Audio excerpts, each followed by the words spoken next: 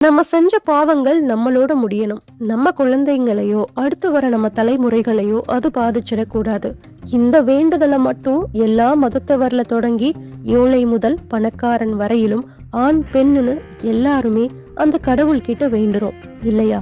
அப்படி நம்ம கர்மாவை முடிக்கிற சக்தி எங்க இருக்குன்றத குட்டி கதை மூலமா பார்ப்போம். எல்லாருக்கும் வணக்கம். நான் ராணி. நம்ம தமிழ் ஸ்டோரிஸ் சேனலை சப்ஸ்கிரைப் பண்ணிட்டு தொடர்ந்து கேளுங்க. இப்ப வாங்க வீடியோக்குள்ள போயிடலாம். அது ஒரு அழகான நாடு. அந்த நாட்டை ஆட்சி செஞ்சுட்டு இருந்த அரசர் மதியழகனுக்கு எப்பவும் தீராத ஒரு மனக்குழப்பம் இருந்துச்சு.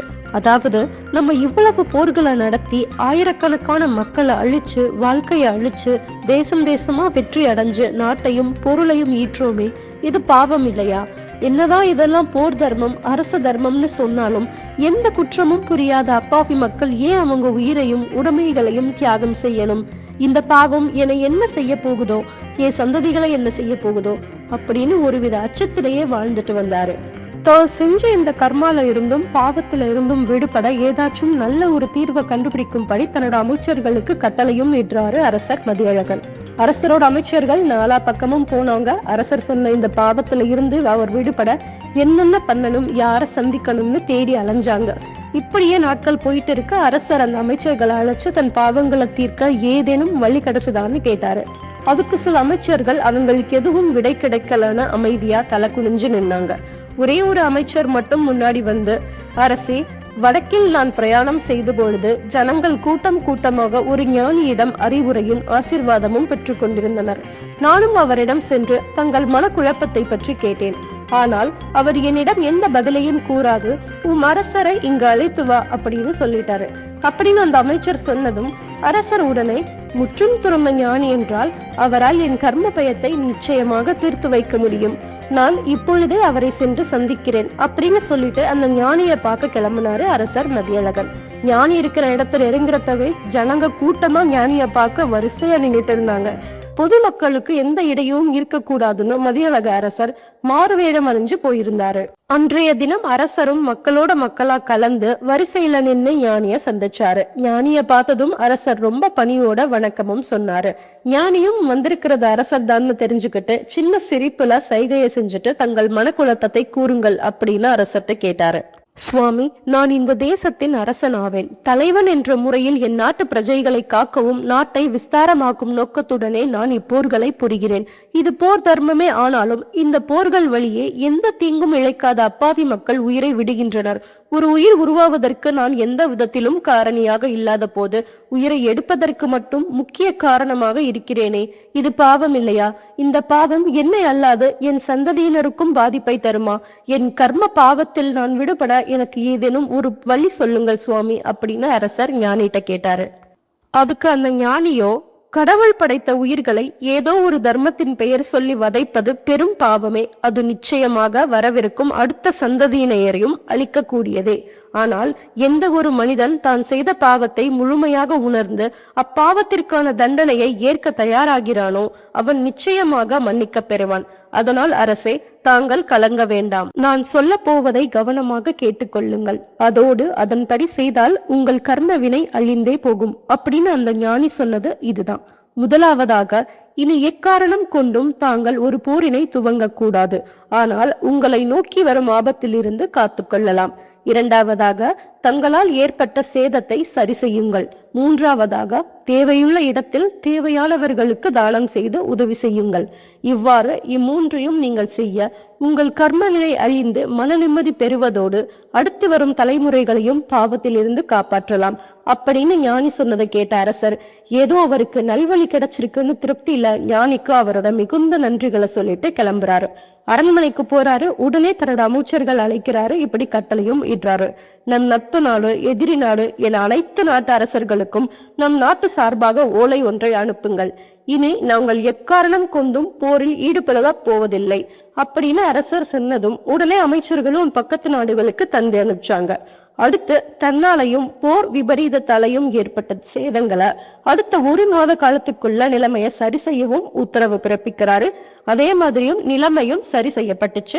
மக்கள் நிம்மதியால அரசரை வாழ்த்தவும் செஞ்சாங்க. அதை பார்த்து அரசருக்கு கொஞ்சம் சந்தோஷம் ஏற்பட்டுச்சு. 3ஆவதா ஞானி சொன்ன மாதிரி இல்லாதவங்களுக்கு தானமும் உதவியும் செய்ய நிறைய பொருட்செல்வங்களை தானத்துக்காக ஒதுக்கி அமைச்சர்கள் மூலமா நாட்டு மக்களுக்கு அளிக்கும்படியும் செஞ்சாரு.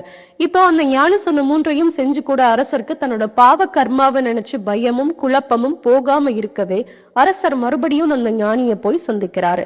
ஞானி தான் சொன்ன 3ஐயும் செஞ்சீங்களா அப்படின்னு கேட்க அரசர் வரிசையா தான் செஞ்சதை சொன்னாரு. ஞானி அதுக்கு சின்னதா சிரிச்சுட்டு, அரசே, இனி போர் புரிய போவதில்லை என்பதை ஓலை மூலம் அனுப்பியது என்னவோ சரிதான். ஆனால் மற்ற பிற காரியங்களை தாங்கள் செய்யாது பிற நபர்களால் செய்ய வைப்பது உங்கள் கர்மாவை அளிக்க எப்படி உதவும்? தீதும் நன்றும் பிறர் தரவாரா? தாங்கள் செய்த தவறை திருத்திக் கொள்ள நினைத்தால் அதை தாங்களேதான் இறங்கி செய்ய வேண்டும்.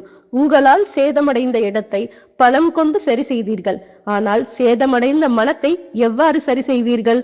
உயிரை உறவுகளை இழந்தவர்களை போய் நேரில் சந்தியுங்கள்.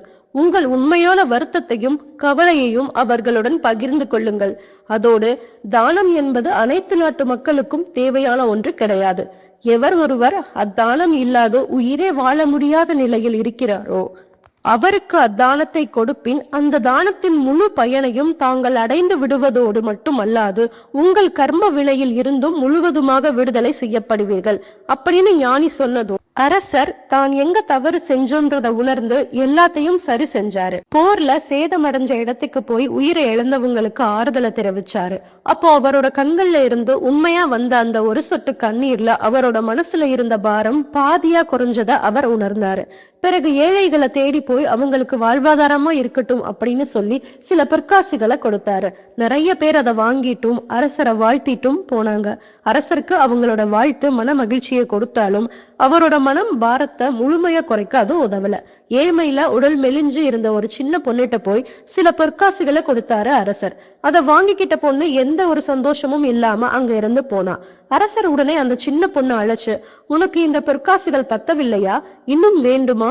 ஏன் உன் முகத்தில் மகிழ்ச்சியே இல்லையம்மா அப்படின்னு அரசர் கேட்க அந்த சின்ன பொண்ணு அரசரை தலை நிமிர்ந்து பார்த்து இப்படி சொன்னான், உங்கள் உதவிக்கு நன்றி. ஆனால் இப்பொழுது தாங்கள் கொடுத்த பணத்தை காட்டிலும் 3 மடங்கு பணத்தை கொடுத்தாலும் நாங்கள் நிம்மதியாக வாழ முடியாது. நான் இதை குடிசைக்கு எடுத்து செல்லும் முன்னரே எங்களுக்கு வட்டிக்கு கடன் கொடுத்தவர்கள் இதனை பிடுங்கி விடுவர். ஒரு நாளில் ஒரு வேளை கூட உண்ண உணவிருக்க போவதில்லை. அதனால் தங்களால் இயன்றால் இந்த பணத்தை திரும்ப பெற்றுக்கொண்டு சமைத்து உண்ண சில பண்டங்களை கொடுத்தால் உயிர் வாழ சிறிது சாப்பிட்டுக் கொள்வோம்.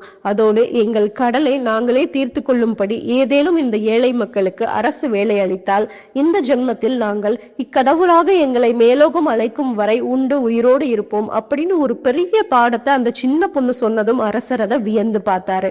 உடனடியா அந்த ஏழை மக்களுக்கு உணவு பொருட்களையும் கொடுத்து அரசு சார்பா வேலைகளை ஏற்படுத்தியும் கொடுத்தாரு. தங்களோட வாழ்க்கையை வாழ கிடைச்ச இந்த மாற்றத்தை பார்த்த அந்த ஏழை மக்கள் அரசரை கடவுளாவே நினைச்சு அவங்க காலில் விழுந்து அழுது நன்றிகளை சொன்னாங்க. அதோட ஓரத்துல நின்றுட்டு இருந்த அந்த சின்ன பொண்ணு சந்தோஷமா சிரிச்சதை பார்த்த அரசருக்கு தன்னோட மனசுல இருந்த மொத்த பாரமும் அப்படியே காத்துல பறந்து போன மாதிரியும் அவரோட மனசு அவ்வளோ லேசாயிடுச்சு. அதே மாதிரி நீங்க செஞ்ச பாவங்கள் நீங்கி உங்களோட கர்மா அழியணும்னா முதல்ல நீங்க செஞ்ச பாவங்களை முழுமையா உணருங்க. பிறகு எங்க பாவத்தை செஞ்சீங்களோ அந்த இடத்திலேயே உங்களுக்கான புண்ணியத்தையும் தேடுங்க. இன்னைக்கே உங்க கர்ம வினைகள் எல்லாம் போய் உங்க மனசு நிம்மதியா இருக்கட்டும் அப்படின்னு சொல்லி இங்க இந்த கதையை முடிக்கிறேன். இந்த கதை உங்களுக்கு பிடிச்சிருந்தா வீடியோவை லைக் பண்ணிட்டு நம்ம தமிழ் ஸ்டோரிஸ் சேனலை சப்ஸ்கிரைப் பண்ணிருங்க. நன்றி, வணக்கம்.